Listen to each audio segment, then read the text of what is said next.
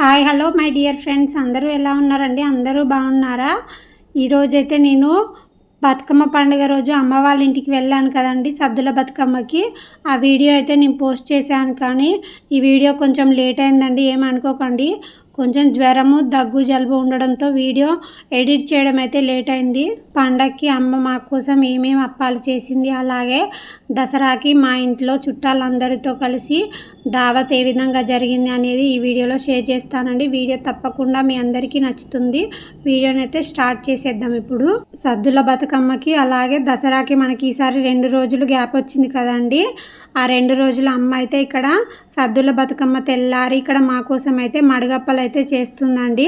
అలాగే ఇక్కడ మా చిన్నోడు లడ్డూలు కావాలని అడిగితే అమ్మ ఇక్కడ లడ్డూల కోసమని శనగపప్పు అయితే ఎండబెట్టిందండి. చూడండి, ఇక్కడ మా కోసం అయితే అమ్మ కమ్మనైన మడగప్పలు అయితే చేసిందండి. మా తమ్ముళ్ళకైనా నాకైనా మా అమ్మ చిన్నప్పటి నుండి మడగప్పలు అయితే చాలా కమ్మగా చేస్తుందండి. అమ్మ చేసిన మడగప్పలు అంటే మాకు చాలా చాలా ఇష్టము. చాయ్లో వేసుకొని చిన్నప్పుడు ఇదే టిఫిన్గా తినేవాళ్ళము. అమ్మ మొత్తానికి మడగప్పలు అయితే చేసిందండి. చేసిన తర్వాత గారెల కోసం ఇక్కడైతే అమ్మ పిండి కలిపిన పిండిని అమ్మ ముద్దలు చేసిస్తుంటే ఇక్కడ నేను గారెల్లాగా వత్తి అమ్మకైతే ఇస్తా అమ్మ అయితే నూనెలో వేసి గారెలు అయితే కాల్చిందండి. ఇక్కడ చూడండి, అమ్మ ముద్దలు అయితే చేసి ఇస్తుంటే నేనైతే గారెలు వేశాను. మా చిన్నతనంలో మా తమ్ముళ్ళు నేను అమ్మ అప్పాలు చేస్తుంటే గారెలు ఒత్తడానికైతే పోటీ పడేవాళ్ళము. కాసేపు సరదాగా ఉండేది, కానీ తర్వాత ఎప్పుడైపోతాయి అని అనుకునే వాళ్ళము. ఇక్కడ మా పెద్దోడైతే బిల్డింగ్ పైకి వెళ్ళి అయితే ఎండ ఏ విధంగా ఉంది అనేది వీడియో అయితే షూట్ చేశానండి. వెదర్ అయితే చాలా బాగుంది, కానీ ఎండ మాత్రం బీభత్సంగా కొడుతుందండి. వర్షం పడేలాగా ఉంది. అమ్మ అయితే ఇక్కడ గారెప్పలు అయితే నేను వత్తుతూ ఉంటే అమ్మ గారెలు అయితే కాల్స్తూ ఉంది. అమ్మ గారెల కోసమని బియ్యం పిండిలో నువ్వులు, పల్లీలు, అలాగే కరివేపాకు, తగినంత కారం, ఉప్పు, జీలకర్ర వేసి తగినంత వాటర్ వేసి పిండిని అయితే మెత్తగా కలిపిన తర్వాత ఈ విధంగా గారెలు అయితే చేసిందండి. మీకు గారెల రెసిపీ కావాలంటే మన ఛానల్లో ఉంది, ఒకసారి అయితే వెళ్ళి చెక్ చేయండి. గారెలు ఈ విధంగా చేయడం వల్ల చాలా క్రిస్పీగా చాలా కమ్మగా వస్తాయండి. సూపర్ టేస్టీగా ఉంటాయి. ఇక్కడ మనం అప్పాలు చేస్తూ ఉంటే కోతులు అయితే బీభత్సంగా వస్తాయండి. కోతుల కోసం ఎవరైనా కట్టె పట్టుకొని అయితే ఖచ్చితంగా ఉండాలి. అలా ఉంటేనే మనం అప్పాలు చేయగలుగుతాము. మా అమ్మ వాళ్ళ ఊళ్ళో కోతులు అయితే చాలా ఎక్కువగా ఉంటాయండి.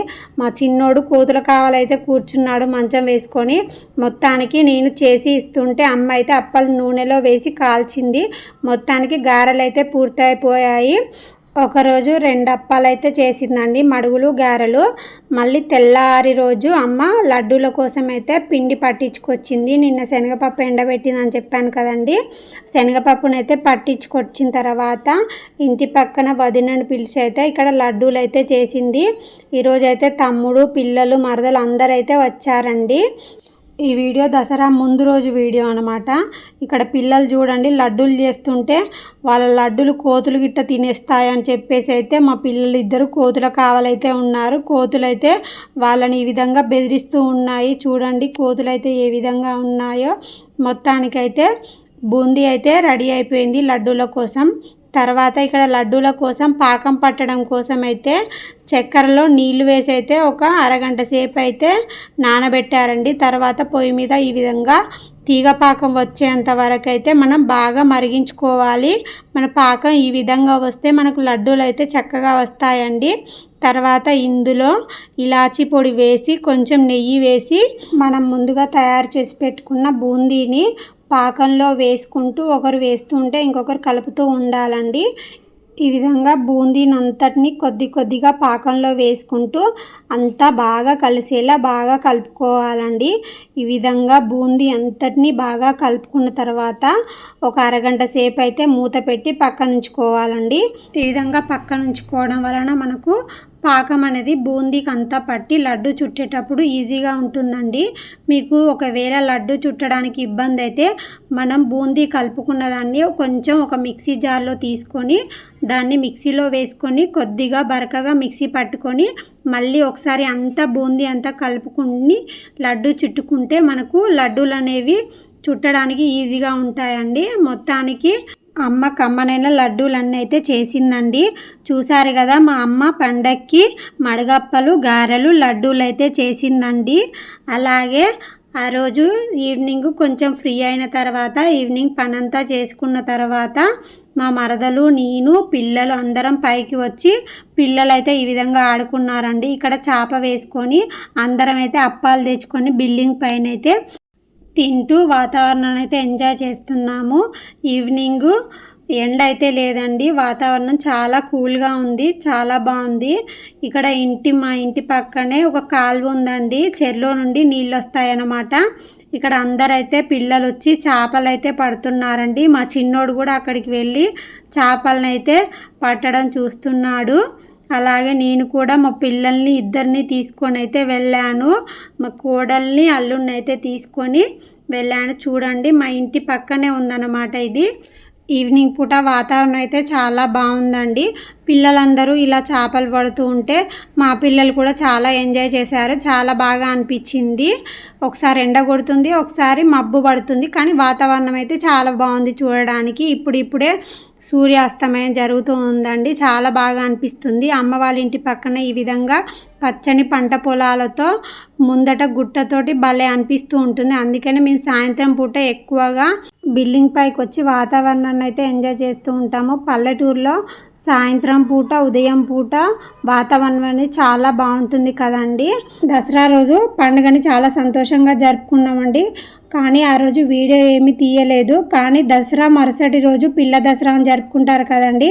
తమ్ముడు అమ్మవారి దగ్గర మొక్కుందని చెప్పేసి ఉదయాన్నే వెళ్ళి అమ్మవారి దగ్గర యాటనైతే కోసుకువచ్చారండి. ఆ రోజు బంధువులందరినీ పిలిచేసి దావత్ అయితే ఇచ్చారు. ఇక్కడ వంటల ప్రిపరేషన్ కోసం వంట వాళ్ళనైతే పెట్టారండి. వాళ్ళే ఇక్కడ వంట పనులన్నీ చేస్తున్నారు. ఇక్కడ చికెన్ పకోడీ కోసం చికెన్ అంతా శుభ్రంగా కడిగి అందులో కారం, ఉప్పు, కార్న్ఫ్లోరు, చికెన్ మసాలాలు అన్నీ వేసి అయితే 1 గంట సేపు మ్యాగ్నేట్ చేసి పెట్టారు. ఇప్పుడు దీన్ని వేడి ఆయిల్లో వేసి చికెన్ పకోడీ అయితే చేస్తున్నారు. ముందుగా వచ్చిన బంధువులందరికీ చికెన్ పకోడీ అలాగే గుడాలు అయితే వేశారు. గుడాలు అంటే గుగ్గిళ్ళు అండి, మా సైడ్ గుడాలనే అంటారు. ఈ విధంగా చికెన్ పకోడీ అయితే రెడీ అయిపోయింది. ఒక్కొక్కరుగా బంధువులు అయితే వస్తున్నారు. ఇక్కడ మా చిన్నమ్మ, మా మామయ్య వాళ్ళ పిల్లలు, అమ్మ అందరూ అయితే కలిసి కబుర్లు చెప్పుకుంటున్నారు. ఇక్కడ మా మామయ్య వాళ్ళ కోడలు అలాగే మా చిన్న మామయ్య వాళ్ళ పిల్లలు అందరూ అయితే వచ్చి ఈ విధంగా కబుర్లు అయితే చెప్పుకుంటున్నారు. ఇక్కడ మా మరిది వచ్చేసి చికెన్ పకోడీ అయితే అందరికీ సర్వ్ చేస్తున్నాడు చూడండి. ఇంకో మరిది అయితే వదిన వీడియో తీస్తా అని చెప్పేసి అయితే వీడియో అయితే తీస్తున్నాడు.